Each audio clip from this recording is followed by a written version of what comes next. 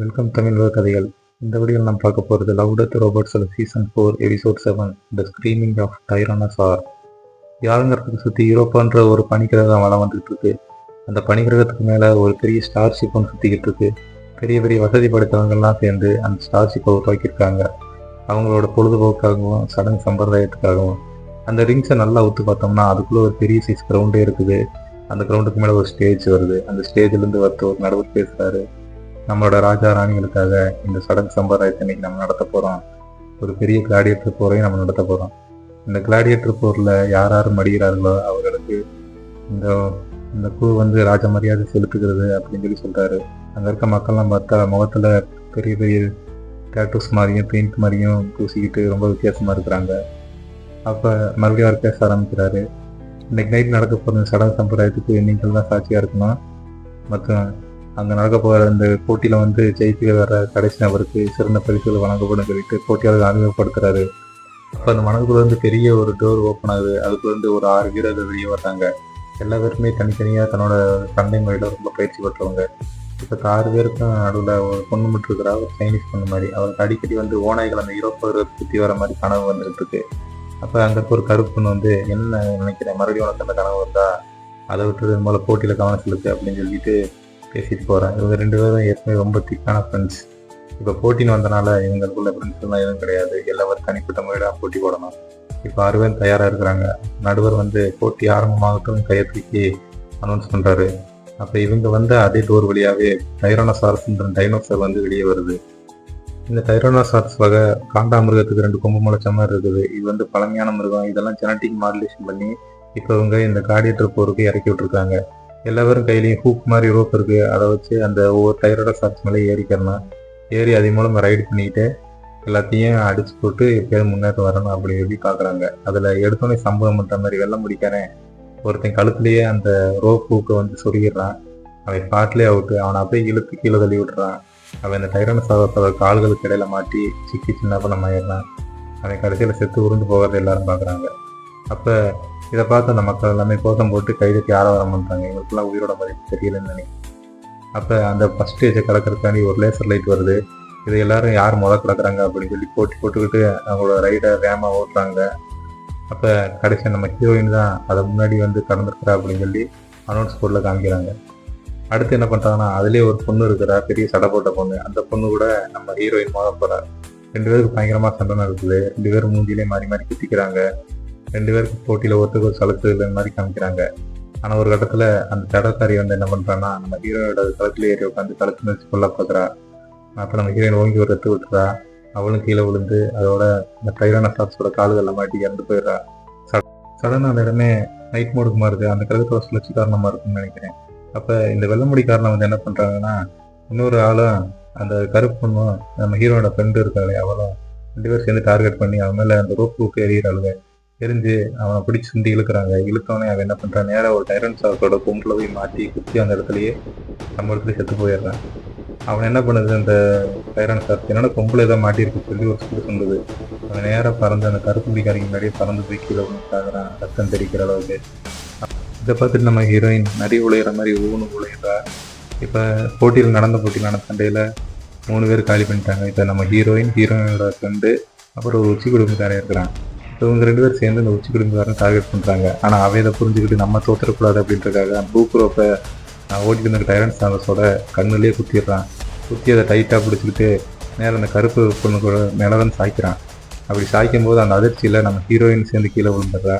கீழே விழுந்து அவள் தொங்கிக்கிட்டு வந்துட்டுருக்குறா.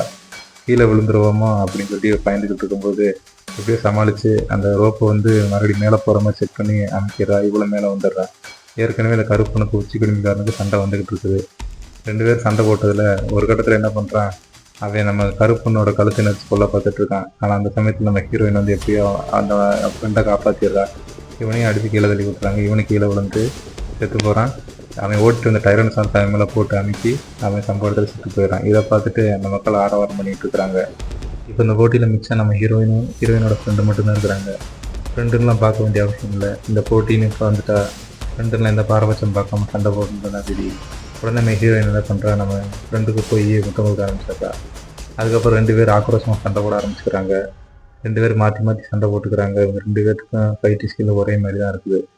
அப்போ ஒரு கட்டத்தில் என்ன பண்ணிடுறான்னா, இந்த கருப்பு பொண்ணு வந்து கத்தி எடுத்து நம்ம ஹீரோயினோட மூஞ்சிலே ஒரு போட போட்டுறா. இதனால் டென்ஷன் ஆனவ அவள் கையில் இருந்த ஹூக் ரோப் வச்சு எரிய பார்க்குறான். ஆனால் அதுலேருந்து அந்த பொண்ணு லாபமாக தப்பிச்சிடுறா.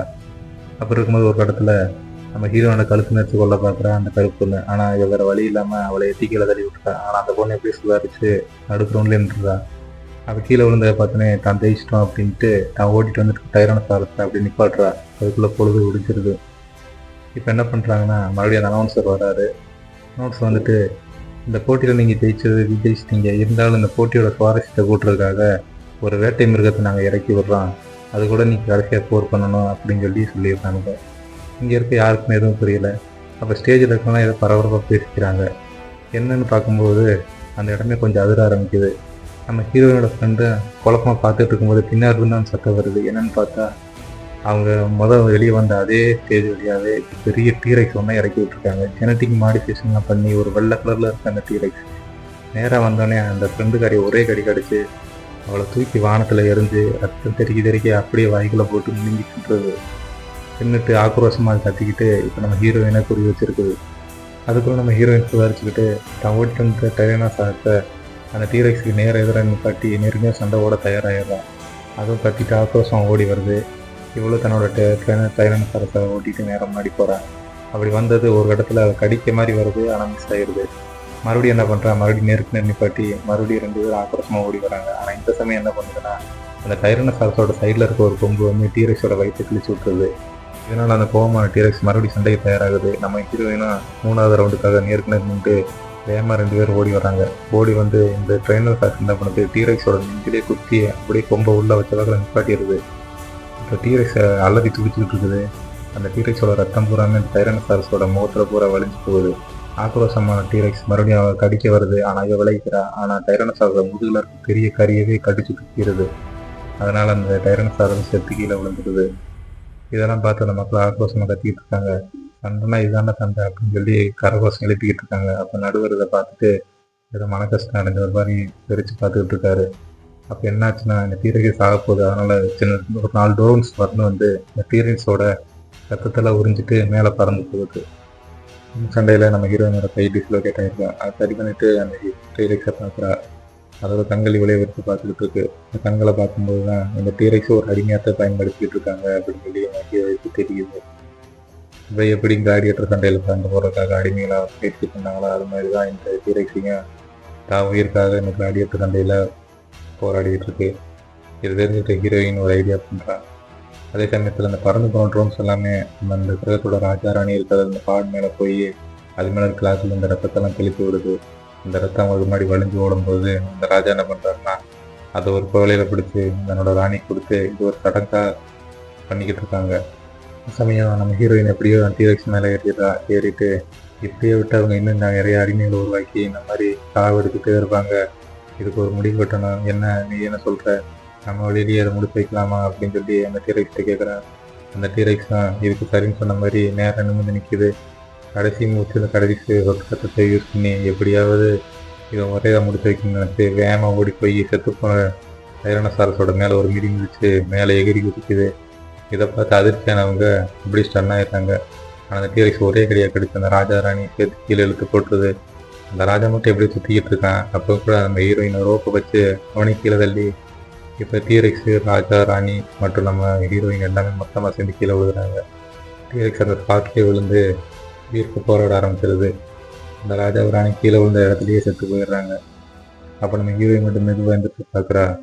அந்த டீரெக்ஸோட கண் மட்டும் தான் அசைவு, உடம்புல எந்த அசைவும் இல்லை.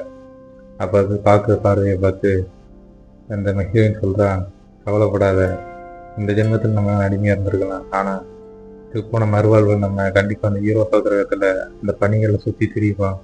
அதோட மலர்கள் கீழே நம்ம சுற்றி திரியும் போது நம்மளுக்கு நிம்மதி கிடைக்கும் அப்படின்னு சொல்லி நம்ம ஹீரோயின் அந்த பள்ளி செத்து போயிடுறோம். அவர் செத்ததுக்கப்புறம் அந்த யூரோப்பா கிரகத்தை காமிக்கிறாங்க. அந்த பனிகளுக்கு நடுவில் ஒரு 6 ஓநாய்கள் வேகமாக அங்கேருந்து வெளியே வருது. அதுக்கு சந்தோஷமாக ஒருத்தருக்கு ஒருத்தர் விளாண்டுக்கிட்டு அந்த பனி கிரகத்தோட பனிகளில் சுற்றி விளாண்டு போயிட்டு இருக்குதுங்க. அந்த 6 ஓநாய்கள் தான் இந்த 6 வீரர்கள் அப்படின்னு சொல்லி இந்த கதையை முடிச்சுக்கிறாங்க. இந்த எபிசோட முடியுது. இந்த வீடியோ உங்களுக்கு பிடிச்சிருந்தா நம்ம சேனலை சப்ஸ்கிரைப் பண்ணி இந்த வீடியோக்கு லைக் பண்ணிக்கோங்க. கண்டிப்பாக இந்த வீடியோ பற்றி கமெண்ட் பண்ணுங்கள். தேங்க்யூ.